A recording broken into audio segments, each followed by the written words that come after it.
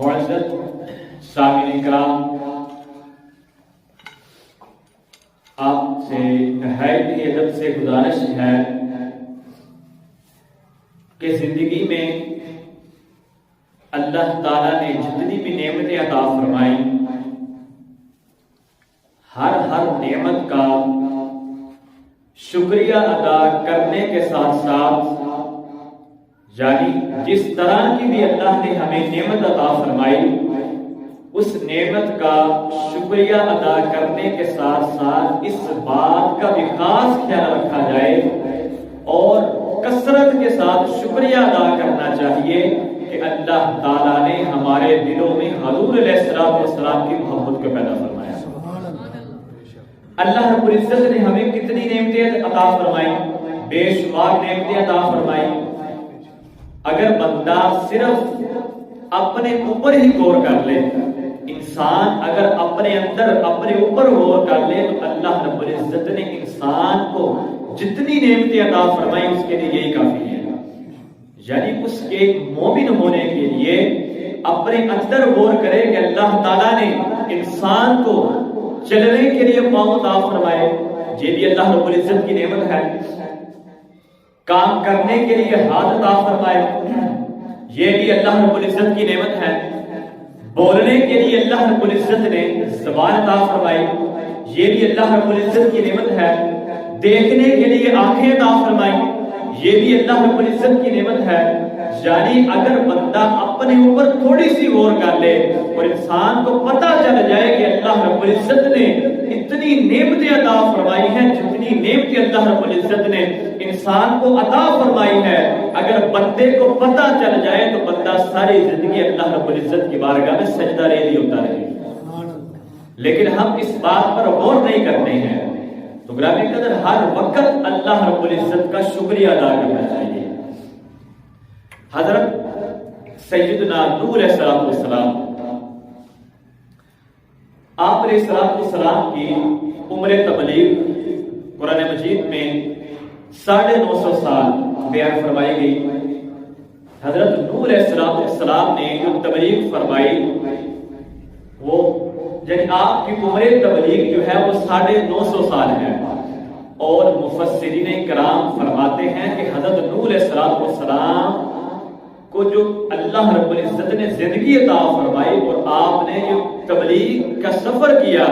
آپ نے ہر قدم پر اللہ رب العزت کا شکر بجا لایا۔ یعنی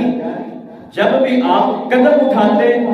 اور زبان سے کہتے کہ یا اللہ تیرا شکر ہے، اے رب خالق کائنات تیرا شکر ہے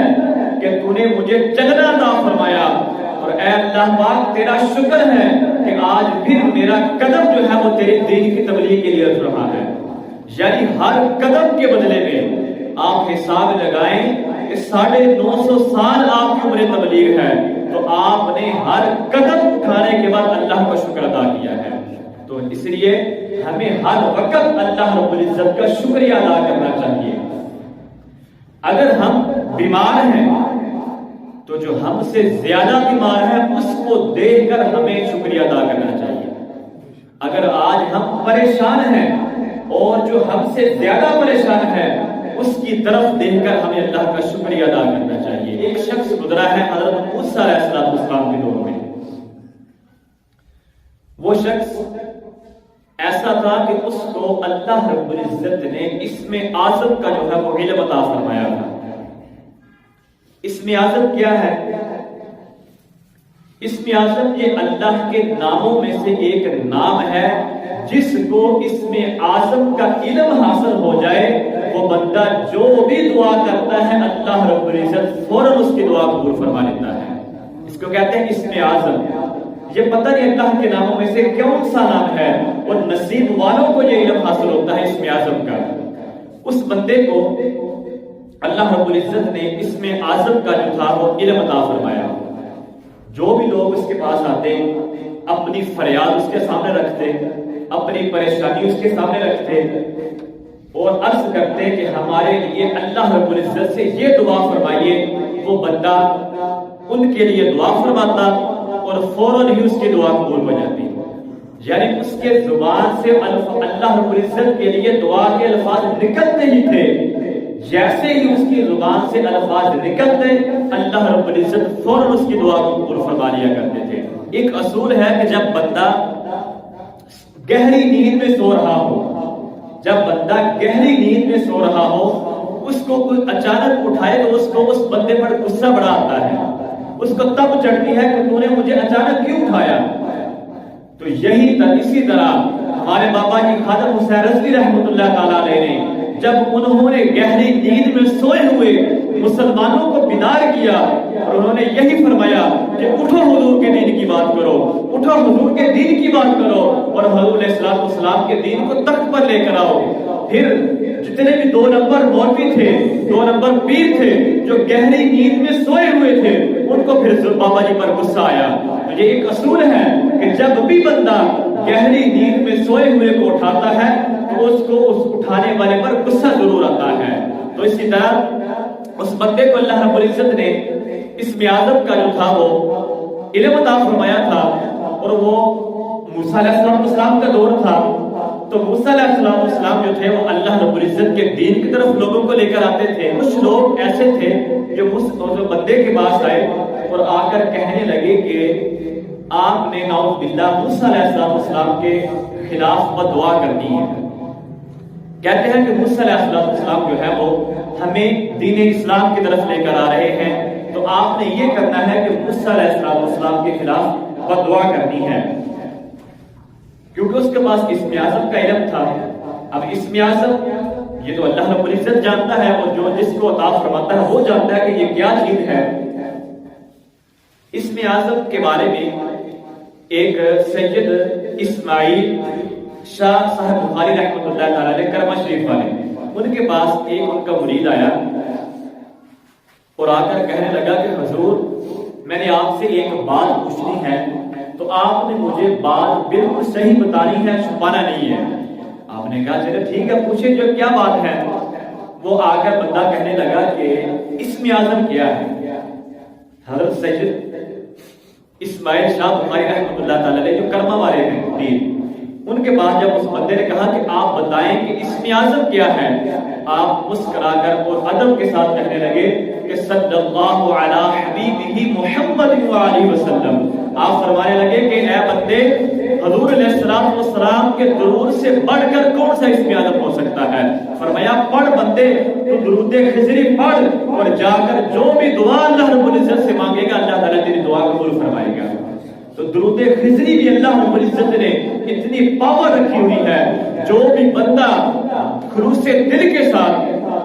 اچھی نیت کے ساتھ حضور علیہ السلام کی ذات پر درود خضری پڑھتا ہے، جو بھی بندہ درود خضری پڑھتا ہے اور درود خضری پڑھنے کے بعد جو بھی نیک دعا مانگتا ہے اللہ تعالیٰ اس کی دعا کو ضرور قبول فرما لیتا ہے۔ تو اس بندے کو لوگوں نے کہا کہ آپ موسیٰ علیہ السلام کے خلاف آپ نے بددعا کرنی ہے، کیونکہ اس بندے نے موسیٰ علیہ السلام کا دور پایا اور اس کے پاس تھا بھی اسم اعظم۔ اس نے موسیٰ علیہ السلام کے چہرے کو بھی دیکھا، وہ کہنے لگا کہ بھائی میں موسیٰ علیہ السلام کے خلاف بددعا نہیں کر سکتا، وہ ایک نبی ہے، میں نبی کے خلاف کیسے بددعا کر سکتا ہوں۔ آخرکار اس بندے کو انہوں نے اتنا لالچ دیا، اتنا لالچ کیا کہ وہ بندہ لالچی بن گیا اور مان گیا، جب اس کا دل جو تھا وہ بے ایمان ہو گیا مال و دولت کو دیکھ کر۔ اس لیے ہم کہتے ہیں کہ دنیا کی طرف نہ جائیں بلکہ حضور علیہ السلام کے دین کی طرف آئیں۔ جب ہم دنیا مال و دولت کی طرف جائیں گے ہمارے دلوں میں جو ہے وہ محبت رسول عشق رسول خود بخود نکل جائے گا۔ تو لہذا اس بندے کے دل میں جب دنیا کی لالچ آئی، مال و دولت کی لالچ آئی، تو اس بندے نے وہ مان گیا موسیٰ علیہ السلام کے خلاف جو ہے وہ بددعا کرنے کے لیے۔ اب وہ بندہ کیا کرتا تھا، ایک پہاڑ تھا، اس پہاڑ کے اوپر جو جاتا ایک سواری کے ذریعے، جانور کے ذریعے اس جانور کے اوپر بیٹھتا تو اس پہاڑ کے اوپر جاتا اور دعا کرتا۔ اب جب وہ بندہ اپنے جانور یعنی جو سواری اس کی جانور تھی اس جانور کے اوپر بیٹھا، اس جانور کو اس نے چابک لگائی یعنی سٹک وغیرہ لگائی، سوٹی لگائی اس کو پہاڑ کے اوپر جانے کے لیے۔ اب وہ جانور جو ہے تھا وہ پہاڑ کے اوپر چڑھنے کی بجائے وہ پیچھے کی طرف آتا ہے، کیونکہ وہ جانور تھا اس نے موسیٰ علیہ السلام کے دور کا جانور تھا۔ اب وہ جانور ہو کر یہ کہتا ہے کہ میں موسیٰ کے خلاف نہیں جاؤں گا۔ ایک جانور ہو کر وہ موسیٰ علیہ السلام کے خلاف نہیں جا رہا ہے، اور آج ہمارے مسلمان کلمہ شریف پڑھ کر اور پاکستان میں جن کو حضور علیہ السلام کی عزت کا پتہ نہیں ہے، جو حضور علیہ السلام کی عزت کے خلاف بولتے ہیں، وہ ایک جانور ہو کر نبی کے خلاف نہیں جا رہا ہے۔ اور آج ہم مسلمان ایسے ہیں کہ کلمہ پڑھ کر جن کو حضور علیہ السلام کی عزت کا پتہ نہیں ہے، تو پھر جب حضور علیہ السلام کی عزت کے بارے میں کوئی بات کرے اور کوئی نہ سمجھے، اس کا پھر دوسرا طریقہ بھی موجود ہے۔ ممتاز حسین قادری رحمت اللہ تعالی علیہ کا، جنہوں نے 27 نکال کر اس جو ہے وہ شیطان تصویر کو سمجھایا تھا کہ حضور علیہ السلام کی عزت کا مسئلہ کیا ہے۔ آج 6 جنوری ہے، اور آج 6 جنوری کا دن تھا جب ممتاز حسین قادری شہید رحمت اللہ تعالی علیہ کا جنازہ تھا۔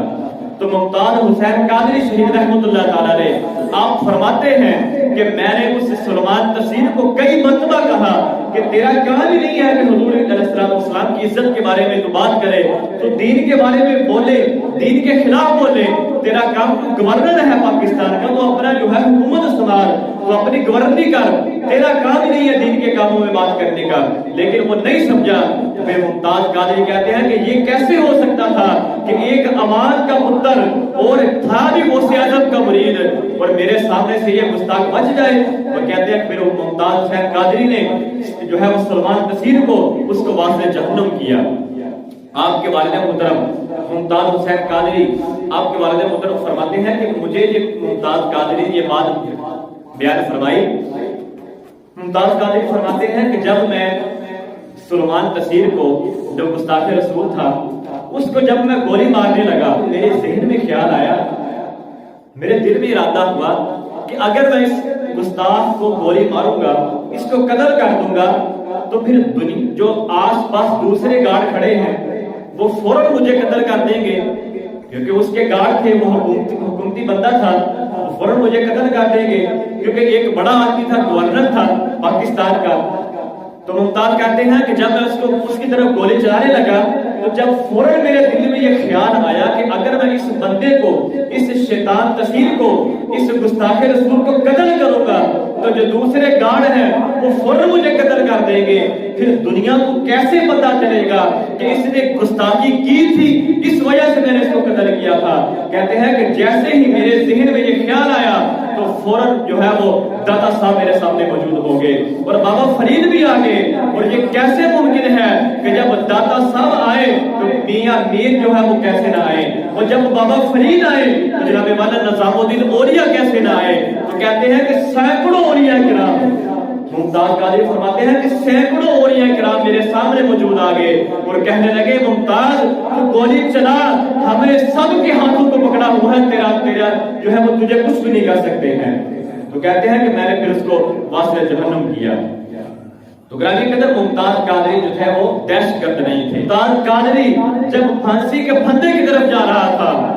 جب پھانسی کے پھندے کی طرف جا رہا تھا تو پیچھے سے آپ کے بھائی نے آواز لگائی کہ بھائی ایک طرف ہمیں اپنا ایک مرتبہ ہمیں اپنا چہرہ دکھا دیجئے، لیکن ممتاز قادری آگے کی طرف جا رہا تھا اور تیزی کی طرف پھانسی کے پھندے کی طرف جا رہا تھا، اور پیچھے آپ کی فیملی تھی، اور جیسے ہی بھائی نے آواز لگائی تو ممتاز قادری نے پیچھے مڑ کر نہیں دیکھا بلکہ ایسے اشارہ کرتا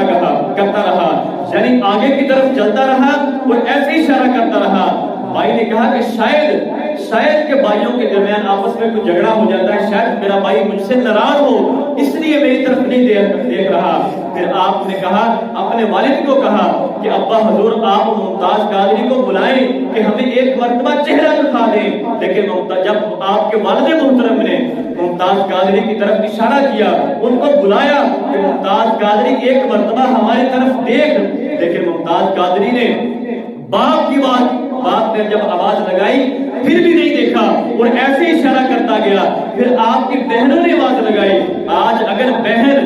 اگر بہن صرف خالی ایک کار کر دے کہ بھائی میں تنگ ہوں، اگر وہ تنگ نہ بھی ہو لیکن بھائی پھر بھی مر جاتے ہیں بہنوں کی آواز پر، لیکن ممتاز قادری کی بہنوں نے، ممتاز قادری پھانسی کے پھندے کی طرف جا رہا ہے اور بہنیں آواز لگا رہی ہیں کہ بھائی ایک مرتبہ چہرہ دکھا دیجئے، لیکن ممتاز قادری نے ایسے کر کے اشارہ کیا اور چہرہ نہیں دکھایا، یعنی پیچھے مڑ کر نہیں دیکھا۔ پھر چھوٹا بیٹا تھا اس کا 5 سال کا محمد علی، بھائی نے کہا کہ محمد علی تو اپنے باپ کو آواز لگا، شاید باپ تو میرا پھر تیری طرف دیکھے۔ آپ ذرا غور کیجئے، 5 سال کا بیٹا ہو اور باپ پھانسی کے پھندے کی طرف جا رہا ہو، اور جب بیٹا آواز لگائے کہ ابا حضور میری طرف دیکھیے، لیکن ممتاز قادری نے اپنے بیٹے کی طرف مڑ کر بھی نہیں دیکھا اور ایسے اشارہ کرتے جا رہا ہے اور پھانسی کے پھندے کی طرف چل کر جا رہا ہے۔ تو میں نے پوچھا کہ بات پھر بتا یہ کیا تھا؟ اقبال کہتا ہے نئی نگاہ ناز سے دونوں مراد پا گئے، عقل گیا وہ جس جو عشق حضور و اضطراب۔ اقبال کہتا ہے کہ عشق رسول تھا، محبت رسول تھی جو ممتاز قادری کو پھانسی کے پھندے کی طرف لے کر جا رہی تھی۔ تو ممتاز قادری نے پیچھے مڑ کر کیوں نہیں دیکھا؟ اس کی وجہ کیا تھی؟ ممتاز قادری نے پیچھے مڑ کر اس لیے نہیں دیکھا کیونکہ ممتاز قادری اگر پیچھے مڑ کر دیکھتا تو جو دائیں بائیں مرزائی قادیانی جو پولیس والے تھے انہوں نے ممتاز قادری کا ویڈیو کلپ بنا کر نیٹ پر چڑھا دینا تھا، اور پھر جو لوگوں نے تانے دینے تھے، کافروں نے تانے دینے تھے کہ یہ عاشق رسول تھا جو پھانسی کے پھندے کی طرف جا رہا تھا اور پیچھے مڑ مڑ کر دیکھ رہا تھا،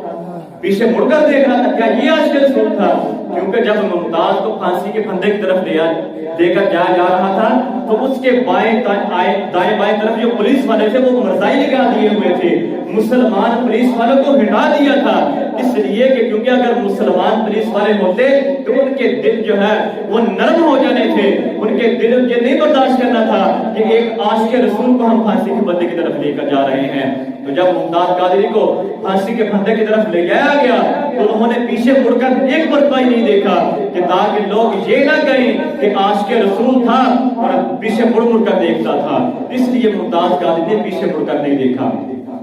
جب کیونکہ زرداری کا دور تھا تو زرداری نے اپنے دور اقتدار میں ممتاز قادری کو پیغام بھیجا، ممتاز قادری تو صرف ایک مرتبہ کہہ دے کہ میں نے تیرے گورنر کو گستاخ ہونے کی حیثیت سے نہیں قتل کیا، میں نے صرف گھر سے ایک جھگڑا کر کے آیا تھا، جب میرا دماغ اس طرف نہیں تھا، جب اور وجہ تھی، بس تو ایک مرتبہ کہہ دے کہ میں نے تیرے گورنر کو گستاخ ہونے کی وجہ سے نہیں قتل کیا، ویسے قتل کیا ہے۔ ممتاز قادری نے پھر جواب کیا بھیجا؟ ممتاز قادری کہتے ہیں کہ زرداری صاحب ایمان کے سودے نہیں ہوتے ہیں، لہذا میں اپنے ایمان کا سودا نہیں کر سکتا، اور فرمایا کہ میں نے ہی گستاخ کو مارا۔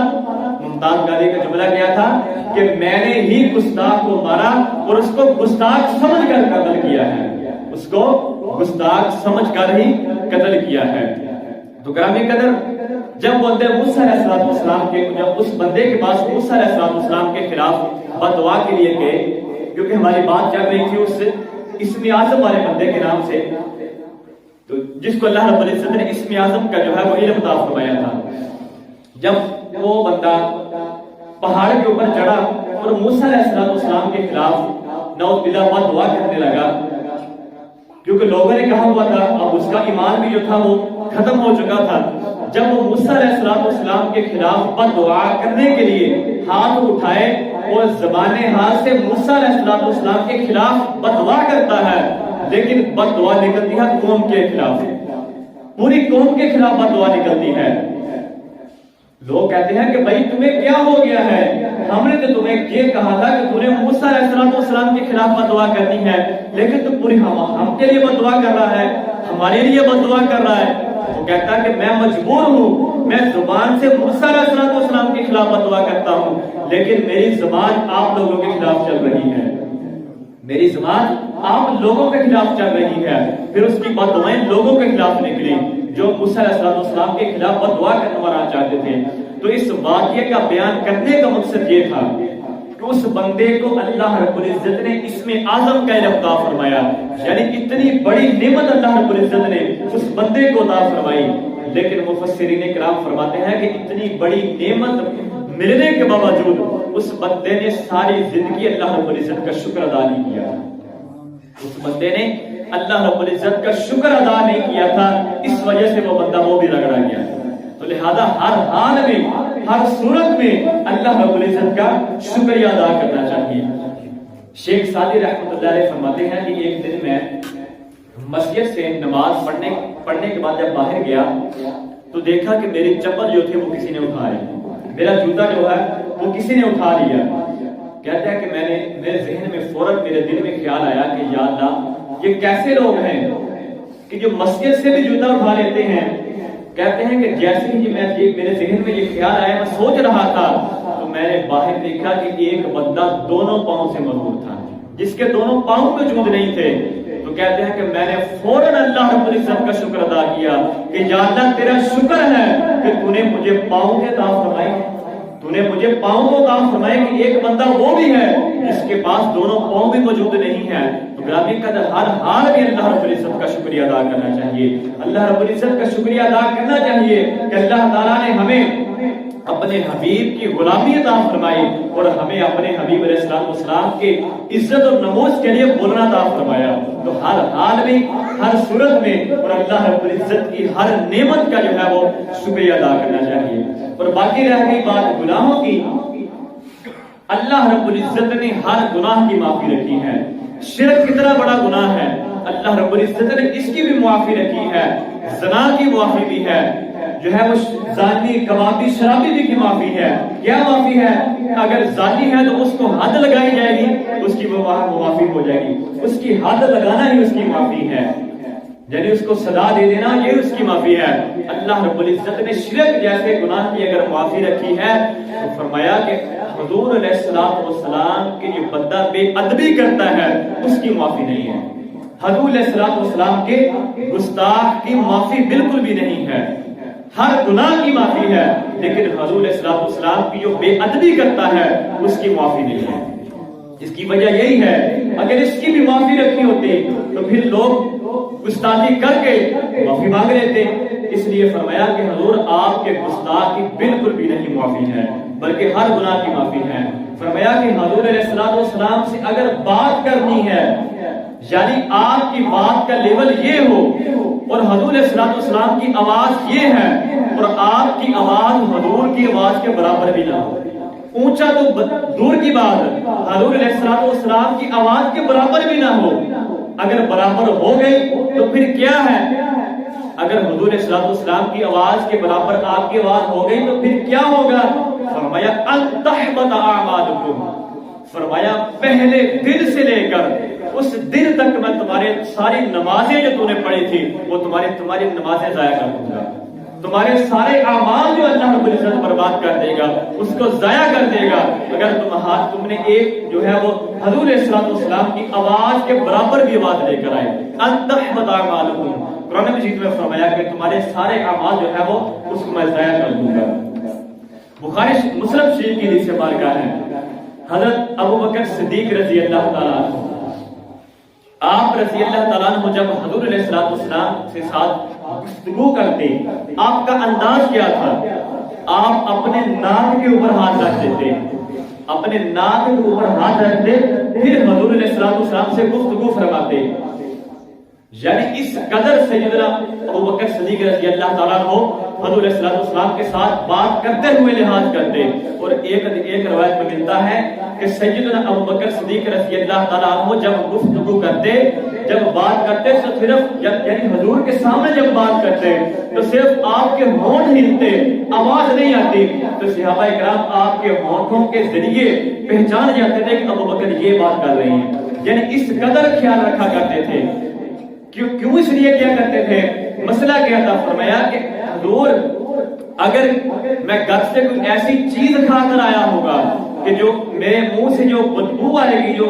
جو ہے وہ آئے گی، اسمیل آئے گی، جو آپ وہ ایسی سمل ہو کہ آپ کی طبیعت کے موافق نہ ہو، اس لیے اس قدر جو ہے ابوبکر صدیق رضی اللہ تعالیٰ عنہ جو تھے حضور علیہ السلام سے بات بھی کرتے تو اپنے منہ کے آگے ہاتھ رکھ دیا کرتے تھے۔ تو جمادی الثانی جو ہے مہینہ ہے وہ سجدہ 22 جمادی الثانی 22 की मदद से सैयदना अबू बकर सिद्दीक रजी अल्लाह ताला अन्हु का मिसाल भी है। इंशाल्लाह अगले जुमे सैयदना अबू बकर सिद्दीक रजी अल्लाह ताला अन्हु का फज़ाइल जो है वो इंशाल्लाह जरूर बयान करेंगे। जो बातें सिर्फ ग्रामी कदर हजूर अलैहिस्सलाम की जो है वो बेअदबी जो है वो उसकी माफी नहीं है।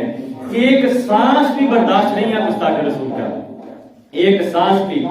हजरत इब्राहीम अलैहिस्सलाम नमरूद ने जब वो आग जलवाई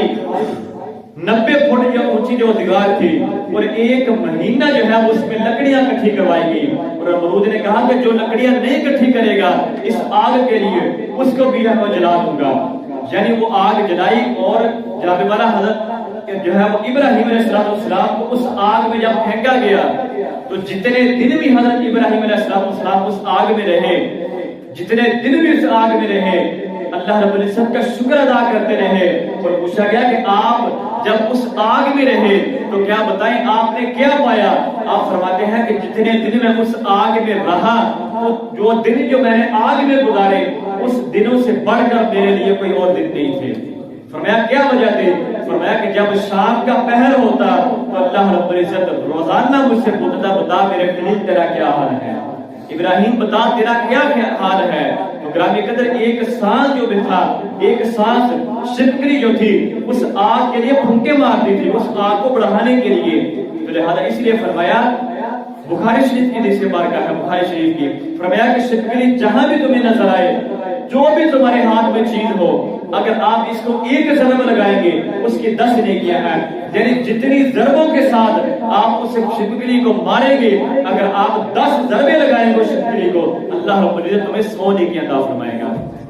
यानी जो वो शिपकली जो थी वो भूखे मारती थी, इसलिए अगर गुस्ताखे रसूल की माफी होती तो सबसे पहले अल्लाह ताला जो है वो शिपकली की जो है इसको मारने के अल्लाह रब्बुल इज्जत है हुक्म, इसको ना मारने का हुक्म अता फरमाता। तो लिहाजा गुस्ताखे रसूल के लिए एक सांस भी जो है वो नहीं बर्दाश्त है। तो लिहाजा हजूर अलैहिस्सलाम की बेअदबी जो है वो उसकी माफी नहीं है, बल्कि अल्लाह रब्बुल इज्जत ने हर गुनाह की माफी रखी है और हजूर अलैहिस्सलाम की बेअदबी जो है उसकी माफी नहीं है और गुस्ताखे रसूल की माफी नहीं है। तो अल्लाह रब्बुल इज्जत की बारगाह में दुआ है कि अल्लाह ताला हम सब का हामी और नासिर हो। अल्लाह ताला हम सब के दिलों में हजूर अलैहिस्सलाम की पक्की और सच्ची मोहब्बत अता फरमाए।